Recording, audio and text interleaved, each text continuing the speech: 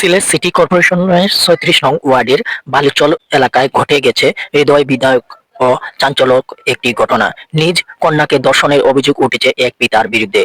এমন নির্মম ও লজ্জাজনক ঘটনায় পুরো এলাকায় নেমে এসেছে শোক, ক্ষোভ ও আতঙ্কের ছায়া। ঘটনাটি জানাজানি হওয়ার পর স্থানীয়দের মধ্যে তীব্র উত্তেজনা সৃষ্টি হয় এবং মুহূর্তের মধ্যেই এলাকাবাসী ঘটনাস্থলে জড়ো হন। স্থানীয় সূত্রে জানা যায়, দীর্ঘদিন ধরে পরিবারটির মধ্যে নানান সমস্যা বিষয় নিয়ে এলাকায় আলোচনা চলছিল।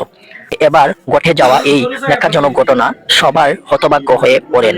খবর পেয়ে দ্রুত ঘটনাস্থলে পৌঁছে যায় পুলিশ। পরিস্থিতি নিয়ন্ত্রণে এনে অভিযুক্ত ব্যক্তিকে আটক করে থানায় নিয়ে যায় আইন শৃঙ্খলা বাহিনী। এই সময় এলাকাবাসী অভিযুক্ত দৃষ্টান্তমূলক শাস্তির দাবি জানান এবং এমন ঘটনা পুনরাবৃত্তি রোধের কঠোর ব্যবস্থাপনা গ্রহণের আহ্বান জানান। পুলিশ জানায়, ঘটনার বিষয়ে তদন্ত কার্যকর শুরু হয়েছে এবং ভুক্তভোগীর চিকিৎসা ও প্রয়োজনীয় আইন সহায়তার ব্যবস্থা করা হচ্ছে। এ ঘটনায় পুরো এলাকায় চরম নিন্দা ও ক্ষোভের সৃষ্টি হয়েছে। স্থানীয় সচেতন মহল বলেন, পরিবার ও সমাজের নৈতিক অবক্ষয় রোধের সবাইকে আরো সচেতন হতে হবে এবং শিশুদের নিরাপত্তা নিশ্চিত করতে কঠোর নজরদারি প্রয়োজন।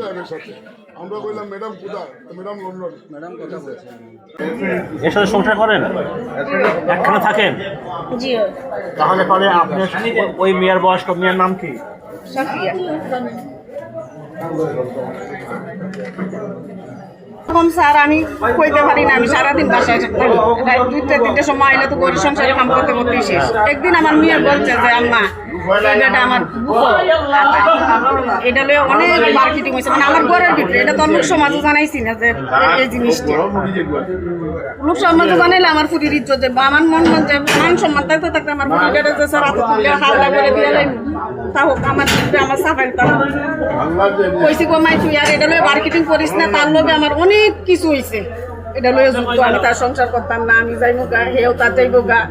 ওখান রে ভাই কালে কাজ বেরিয়েছে কি হয় আমার ঘরের ভিতরে, এটা তার প্রতিবেশী কেউ দেখছে না, মানে আমার ঘরের ভিতরে যে কিটা হইতেছে এটা কি। শুনেন, আপনি যদি নির্দোষী হন আপনি পালিয়ে যাওয়ার চেষ্টা কেন করছিলেন?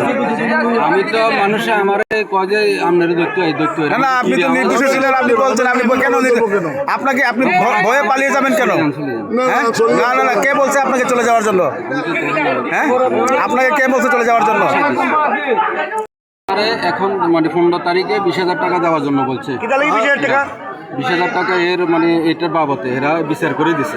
অন্যায় কাজ করছে এই জন্য জরিমানা করছে, মানে 50,000 টাকা এরা বিয়ার সময়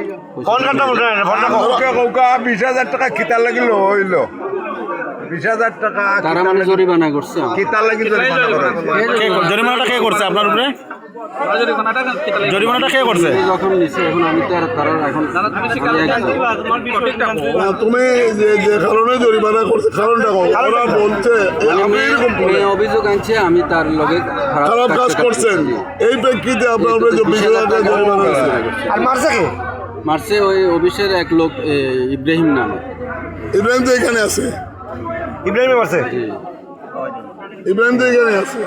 এরপরে তো ভাই আরব বেটার বউরে বাগিয়ে নিয়ে ভাগে আনছি না, আরব বেটার বউরে বাগিয়ে নিয়ে ভাগে আনছি। আচ্ছা, অসুবিধা নেই।